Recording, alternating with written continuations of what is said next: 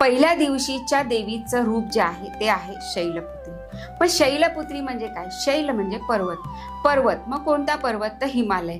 मग हिमालयाची पुत्री ती शैलपुत्री. मग आता ही हिमालयाची पुत्री कशी झाली? पार्वती कशी झाली? तर त्याच्या आधी ही ब्रह्मदेवाचा मानसपुत्र दक्ष प्रजापतीची कन्या होती. तिचं नाव होतं सती. आणि आपल्या वडिलांनी जो यज्ञ केला होता त्या यज्ञामध्ये महादेवांना आमंत्रण दिलेलं नव्हतं आणि स्त्री हट्ट, बालहट्ट याप्रमाणे महादेवांकडे या सतीने हट्ट धरला की मला सुद्धा पित्याच्या यज्ञाला जायचंय. अर्थात महादेव म्हणाले की आपल्याला आमंत्रण नाहीये तर आपण नाही जायचं. पण यावर माता खूप छान म्हणाली की आप घर, बाप घर आणि गुरु घर, इथे कधीही बोलावण्याची वाट बघायची नाही. यासमोर महादेव बोलले ठीक आहे तुझी मर्जी. आणि अशा प्रकारे थोडक्यात ही कथा सांगते की ही सती जेव्हा यज्ञाला गेली तेव्हा तिचा तिथे अपमान झाला आणि आपल्या पतीचा आविर्भाव न ठेवल्यामुळे आपल्या पतीचा आसन, आपल्या पतीचं